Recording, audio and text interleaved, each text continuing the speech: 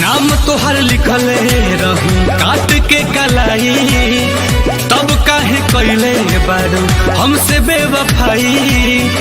तड़पता दिलवा बेचारा हो, याद संगे नमो मिटावे जात बहानी, काट के ब्लेड से दोबारा हो।